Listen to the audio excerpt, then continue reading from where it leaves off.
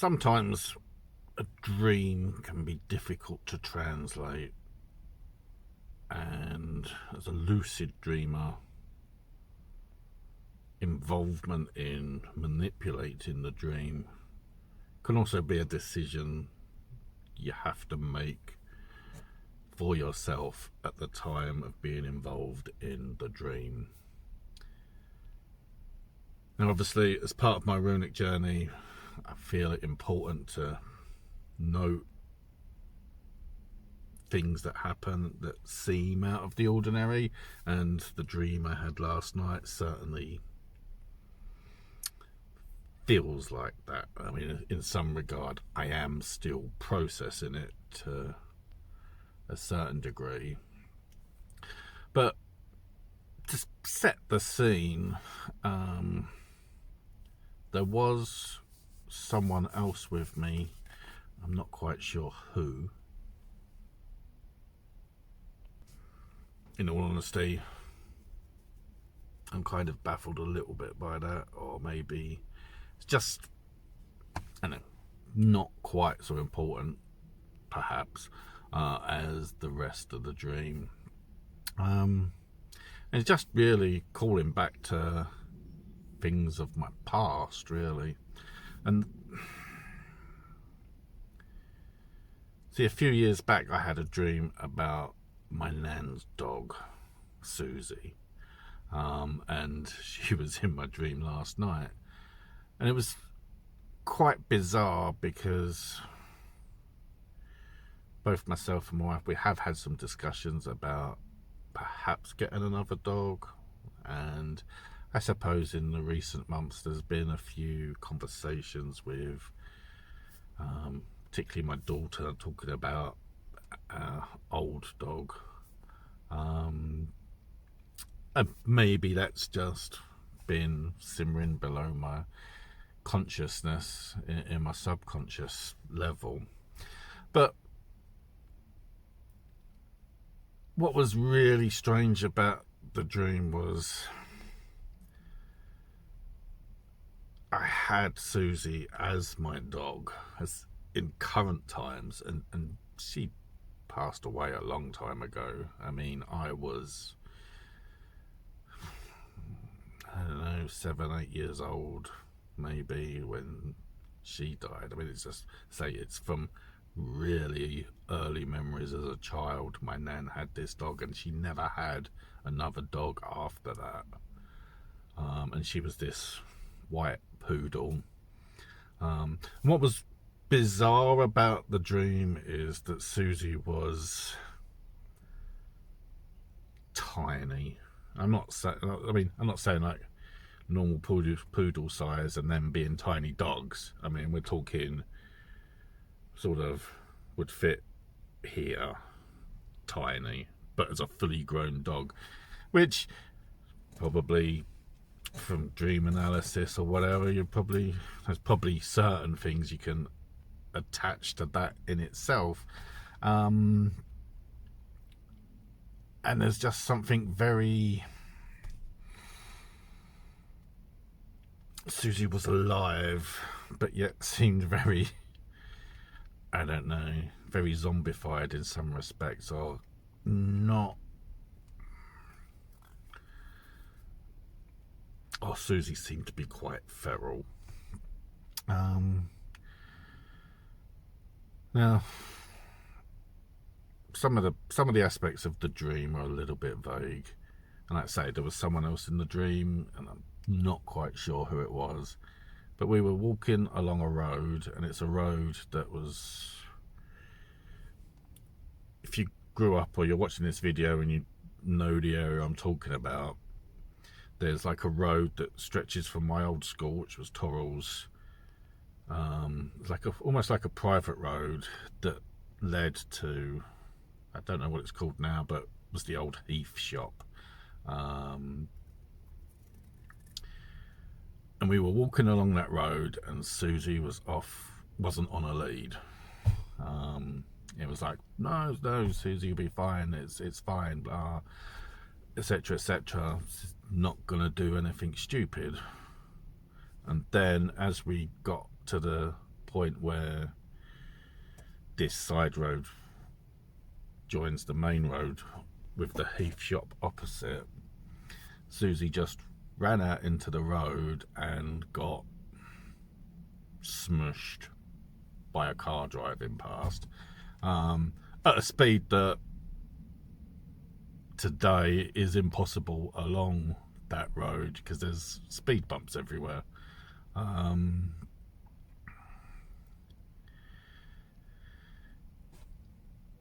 then it was the mysterious figure pretty much saying to me at the same time that I'm realizing what's going on, and it's just like, oh, this is a dream, etc., etc.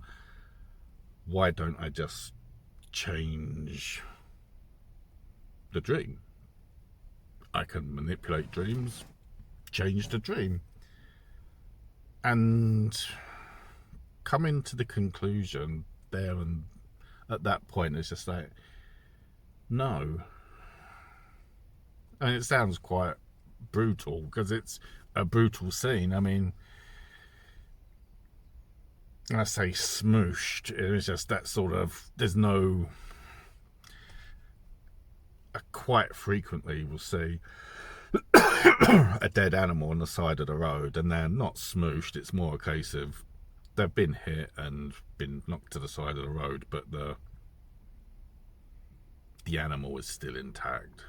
And it's like when Susie got hit by this car, it's like we're talking pretty much disintegration, just sort of mess left on the road.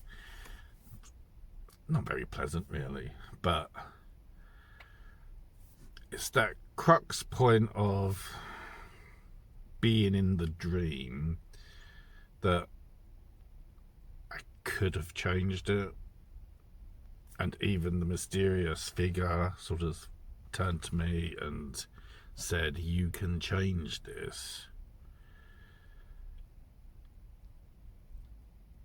There was a part of me that's just like, I can, but this isn't right. This is destiny. This is fate. Susie is a long time gone. And I don't know, I kind of just drifted away from the dream then, and obviously woke up to remember it and to start analysing it. And pretty much the one thing I've got from it is I've had to write this down, and I've had to write it down in preparation for making this video, is altering a person's fate only doubles your own grief. And I'm guessing that it's attached to the idea, like with the Norns, and they weave our fates and we can't change our fate, that it can also be in our hands to try and avert or change that fate. But I think really, if you can or try to, it only makes the repercussions of adjusting someone's fate that much more painful when that fate happens. I guess in some respects I've been looking at my video list, and I recently went through Baldur's dreams and thinking about how a lot of what Odin and Frigg seem to put a lot of energy into is either averting or overturning Baldur's fate, for it still to happen. And that perhaps for all the efforts, perhaps that made the grief worse, rather than accepting a natural order of things. I mean, obviously, the whole thing about Baldur's fate is it is Loki's manipulation. And again, looking at things, I've got, I suppose, in the back of my mind, a lot of things going on with Loki as well. And talking to my wife the other day, is just sort of, she was surprised at a recent order I made from Samantha Chilton, who makes some lovely little statues of the Norse deities, that I've actually ordered a Loki one, but it's Loki bound, because I will often have discussions about how a lot of people view Loki as a trickster, and even with something like the TV show, I'll often quote this, is just like, people view Loki, perhaps because of Marvel, as a mischievous scamp, you know. Oh, it's lovable Loki. It's just up to performing tricks, and it's,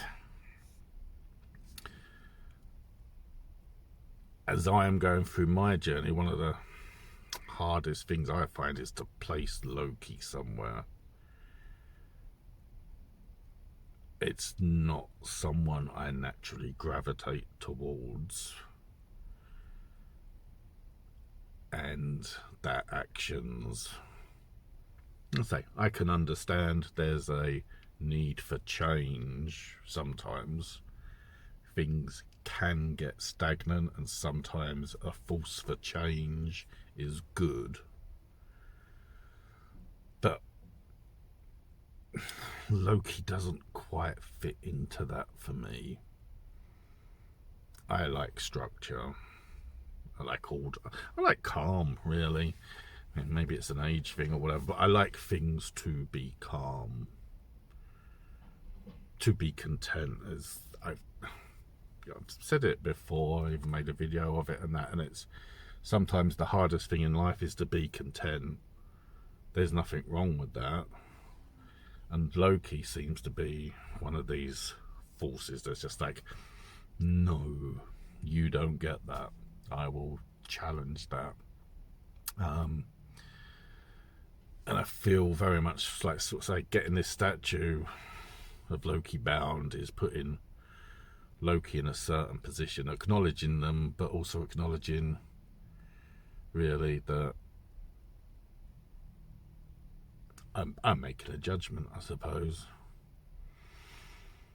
It lends back to another question that you hear circulate in the Sartre or Norse pagan communities about whether Ragnarok has actually happened or not.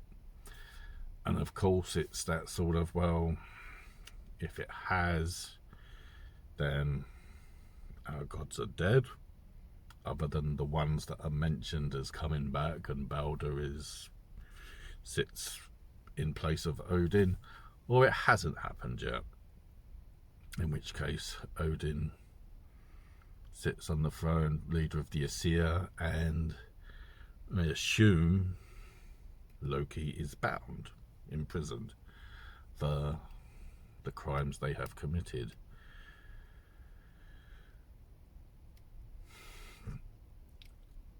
It's been pressing on my mind, my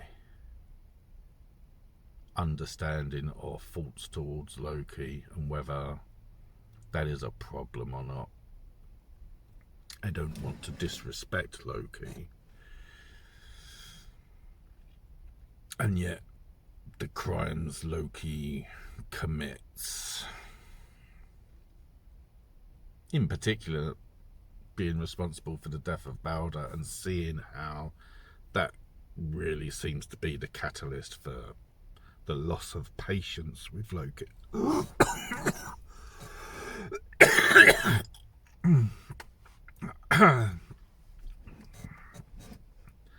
Really, I lost my thread. It seems to really galvanise my observation of Loki. Whether I can, I don't know. It's a really difficult understanding to come to. It's like Odin, Frigg, Thor, Tyr, and for the most part all the other Aesir and Valia. There's a natural respect and understanding, and then there's Loki, and I don't know, I guess to some extent I've felt for the last few months,